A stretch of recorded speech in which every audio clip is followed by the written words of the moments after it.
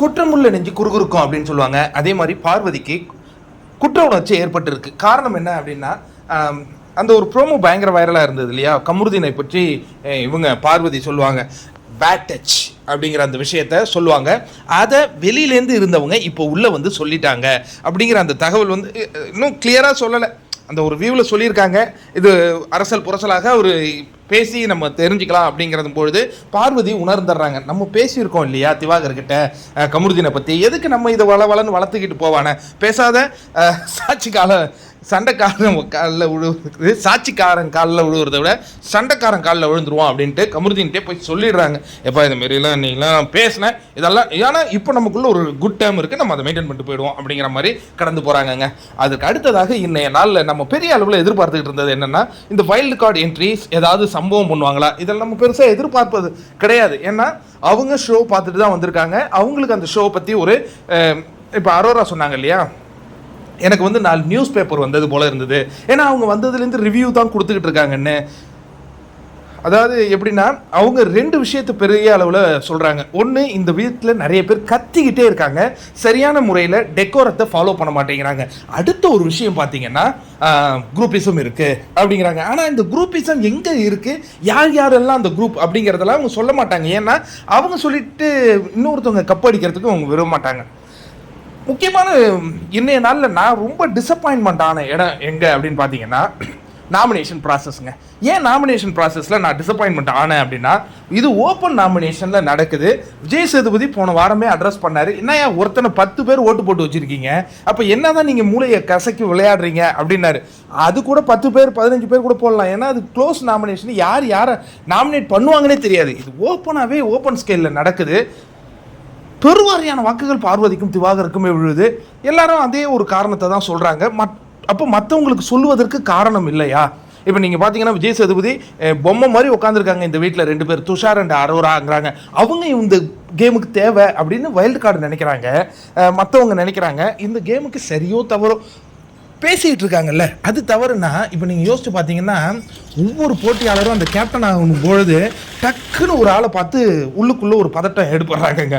அது யாருன்னா பார்வதி. ஐயோ இது ஏதாவது ஒன்று பண்ணுமே, ஏன்னா அதுவும் வேலை பார்க்காது, நம்மளையும் வேலை பார்க்கக்கூடாது, ஏன்னா அராத் பண்ணுமே அப்படிங்கிற ஒரு பேதியை உருவாக்குறது தான். நீங்கள் யோசிச்சு பாருங்கள், இது இந்த பிக் பாஸ் வீடு வந்து ஒரு நல்ல ஒரு குடும்பம் அந்த மாதிரி இருந்தாலோ, இல்லை ஒரு அற்புதமான டிசிப்ளினாக எல்லாருமே டிசிப்ளின், காலையில் எழுந்துறீங்க, கரெக்டான டைமில் எழுந்துட்டோம், கரெக்டாக நாங்கள் ட்ரெஸ்ஸஸ் மாட்டிட்டோம், கரெக்டாக வந்து லிவிங் ரூமில் உட்காந்துக்கிட்டோம், கரெக்டாக நாங்கள் அப்படியே ஒருத்தர் பேசி முடிச்சாலும் இன்னொருத்தவங்க பேசுவோம், அதுக்கு பிறகு அப்படியே டிசிப்ளினாக இருக்குன்னு வச்சிங்களேன். யாராவது பிக் பாஸ் ஷோ பார்ப்பாங்க?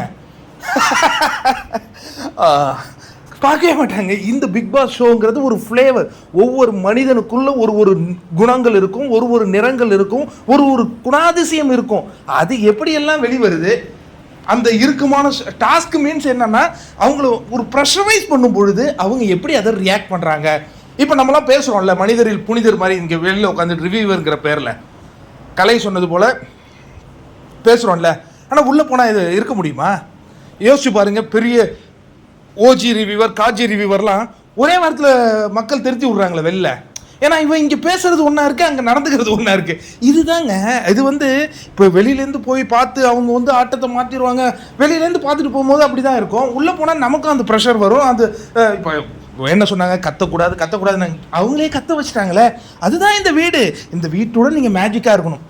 நான் ஏன் இந்த நாமினேஷன் வந்து டிசப்பாயின்மெண்ட்டாக இருந்தது அப்படின்னா, ரொம்ப எனக்கு தெரிஞ்சு 4 பேரோட முடிகிற மாதிரி இருந்தது. பிக் பாஸ் அப்புறமா உள்ளே பூந்து ஐயோ இது சரி வராது, ஒரு ஓட்டு இருக்கிறவன்லாம் எடு அப்படின்ன உடனே கடன்னு எல்லாருடைய பேரும் வருதுங்க.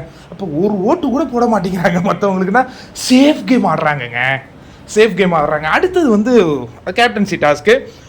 அது திவ்யா ஜெயிச்சாங்க. அவங்க அதுக்கப்புறம் அணிகள்லாம் பிரிக்கிறாங்க. அந்த இடத்துல மிகப்பெரிய ஒரு பிளாஸ்ட் நடக்குது. அதெல்லாம் நம்ம பார்க்குறோம், ரசிக்கிறோம்.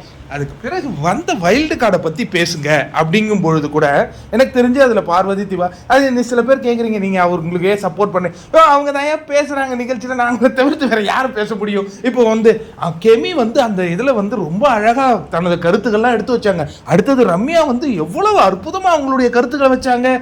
பேச முடியலையா? அவங்க எதுவுமே பண்ணுறது. திவாகர் வந்து இந்த இடத்துல கண்டிப்பாக நான் திவாகரை பாராட்டுவேன். அதாவது என்னன்னா, ஒருவரை வந்து வெளியில போய் சொல்றதுக்கு எந்த ஒரு கண்டஸ்டன்ட்டுக்கும் தகுதியும் கிடையாது, உரிமையும் கிடையாது. ஹோஸ்ட்டுக்கு உண்டு, கண்டஸ்டன்ட்டுக்கெல்லாம் கிடையாது.